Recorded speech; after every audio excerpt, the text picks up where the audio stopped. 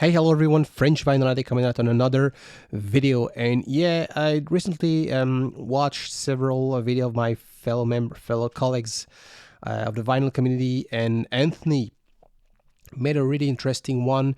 So he was talking about, and I will probably name myself, so this video, my guilty pleasure section kind of video, since I will be showing records or an artist I never done before so far in any of my on my videos previously. And yeah, it was very interesting.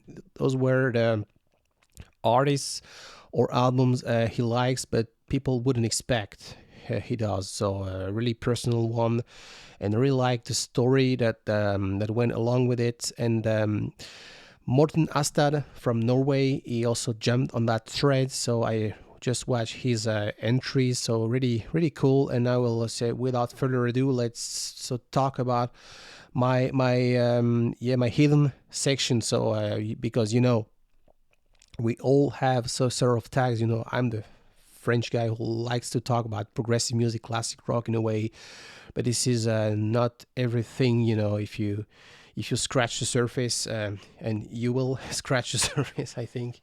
Watching this video, you will discover. So yeah, without further ado, I will start with the first artist that I really like. This is an Italian artist, very iconic, Adriano Celentano.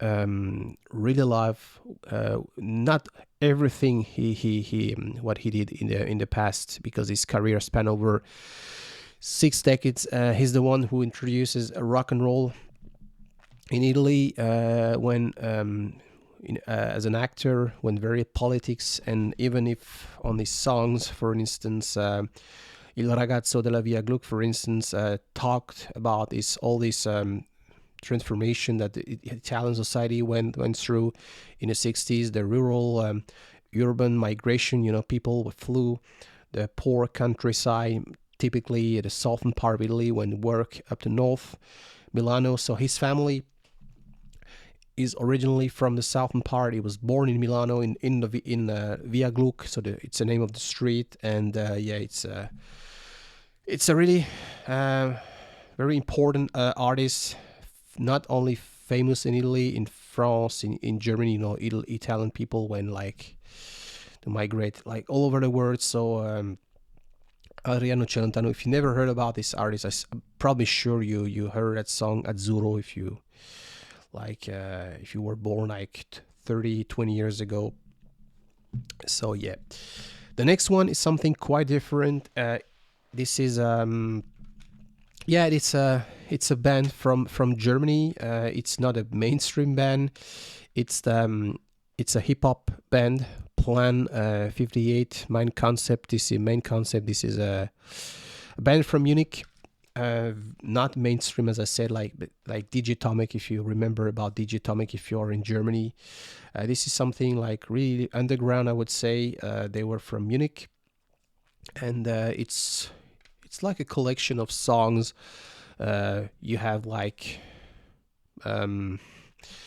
would say, freestyle sessions sandwiched between concert live excerpts, and yeah, it's really interesting. It's jazzy, it's funky. They make use of sample of traditional Schlager music, and it just rap over. Yeah, it's really interesting. I was introduced that band when I was working in Switzerland, in German speaking part, with someone who was crazy about all this underground band. He introduced me with Slaying Warriors. Who remember Slaying Warriors, a band from Switzerland, and these guys. The following band is a mainstream band. It's a band from France, and probably my favorite my favorite band to date. This is the band from Marseille. This is I Am, and I Am was very important to me. Probably my favorite album, Ombre et Lumière, released in 1993. So it turned 30 years. Yeah, time flies. And yeah, they're crazy about Taoism, Egyptian. They took as an alias or pseudonym name from Pharaoh. The bands like Akhenaton and DJ Keops, yeah, and yeah, the DJ Keops, he really liked the Egyptian culture, like he was introducing using samples of old Egyptian movie soundtracks. You can tell by the design. This is a single, Donnez-moi le micro, release. Just you can tell they're already into Egypt. And now we are going very far, but still in the French territory. This is a paradise on earth, and sorry, and I was lucky. I took a trip there for my honeymoon 9 years ago, and really the paradise on earth, Tahiti, and we brought a lot of music, folk music, from Tahiti, traditional songs, folk songs, and dances from Tahiti. The Heva, by the way, the Heva is something culturally very important. It's taking place right now in Tahiti, like once a year, every July or so. Yeah, 2 weeks. It's a big event. You know, all the islands they gather in Papeete, the main island, and it's like a competition. You know, you have to create your own dress, your own dance, and it's deeply rooted in the culture in Tahiti. So I have several Tahitian records. You know, I really like this kind of music. When we got back, we discovered there were this radio we could listen to online on the internet. So we kept connected with Tahiti, and it's so beautiful. The next one is a French icon singer, probably the most famous singer all over the world. If you ask somebody in New York, you know, a French singer, probably he will come up with the answer, Edith Piaf. And yeah, it's old music. My grandparents, they both of these very copies I have in my hand, so I grew up with that one. And yeah, I was a little bit fed up when when you are a kid in the 90s, you don't listen to Edith Piaf. It's a part of the past. But now I can I rediscover recently, and that movie, La Vie en Rose, maybe helped to put her on the spotlight once again. And I have a lot of family, not from France, but from Germany, from Poland, and this is really what I like about the French culture. Every time they went to see us, they wanted to listen to Edith Piaf, and some of the songs are, absolutely amazing. L'hymne à l'amour, La Foule, yeah, incredible. La Foule, Milor. It's incredible. Yeah, it's really incredible. So this is Edith Piaf. And as I said, I grew up very close to the border with Germany. So yeah, people used to, my grandparents, my parents, they were like very close. They grew up with the German culture, the movies, the TV, the radio stations. We were able to listen to the German radio station in France, and those are two things I really like to listen to when it's Christmas time. And Christmas time, it means traditional songs. And Peter Alexander, he was like a very famous TV character. He with a lot of appearance on the German TV.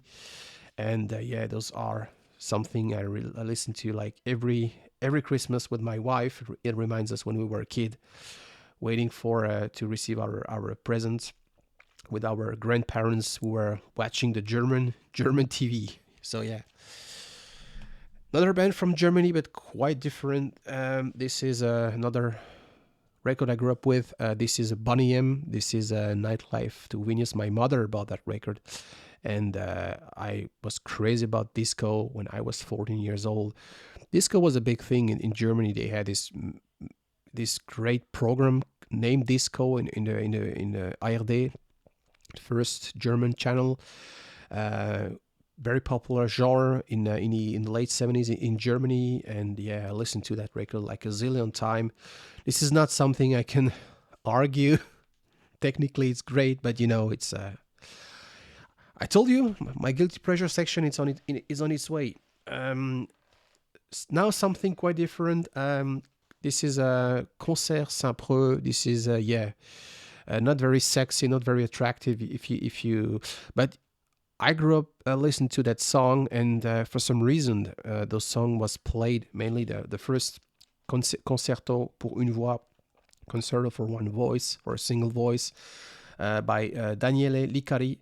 So she made, she sung, she sang on that one, and for some reason this was played on the mainstream radio stations alongside with pop and rock, and piqued my curiosity, and I could find this record, and it remind me of the time, when you had like artists like Angelo Branduardi. They were not rock artists, but for some reason they were the audience that loved rock and pop music could also enjoy this kind of thing. Now we are back from the place where I come from Alsace, and in the 70s, Roger Siffert got 2 albums. This is a typical traditional folk songs, Alsatians, and it's not something. Okay, France has a lot of different regions, and some of these regions have strong identity like dialect, language, and Alsace was no exception. But the problem was in the 70s, no one were keen to use the dialect. The young people after the Second World War, it was like silly, in a way, in Alsace, and probably in Brittany as well, in Corsica, but in the 70s, this guy, he was born not very far from Strasbourg. He decided to struggle, to fight for the identity using this language and singing in Alsatian, and it's not bad. It's really not bad. And on this one, mainly on the last one, Stombe or Nar, it's like experimental in a way. It's really fun. But the rest of the album is pretty. Yeah, it's a traditional folk music from Alsace, but I like it.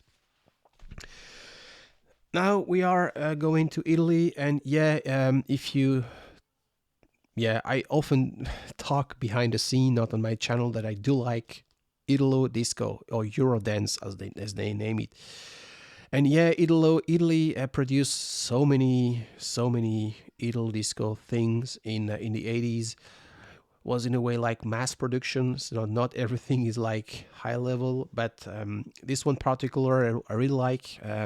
It's no sort of collaboration. The guy singer was an American, Glenn White. He joined on that project, and Italy, as I said, German producer also were not that far from the deal. So this is something I really enjoy. My guilty pleasure section. It's something I discovered when I was very young. Probably if I would discover that today, I wouldn't probably enjoy in the same way, because now I listen to a lot of different stuff. But back then, so it reminds me when I was kid, and this is a not bad record. And last but definitely not least, ABBA, probably one of the greatest pop act ever. My mother bought that very, very, very copy. So this is another artist I grew up with. Super Trooper, The Winner Takes It All. I think these people were genius when it came to writing melodies, catchy songs. There is something about ABBA, says the guy who likes progressive music and heavy blues. But this is something I cannot deny. I like every time I listen to that record, it reminds me when I was kid in the 90s, and it brings a sort of joy. So this is ABBA. So sorry. So as I said, something I've never ever shown before, or never or since, and probably will never be in the future. Something very personal, as I said. So how about you? Maybe you guys. By the way, great idea, Anthony. Hope more people will hop on the thread, if this is a thread. Hope you like it. Thanks for watching, and stay tuned for next chapter. Bye bye.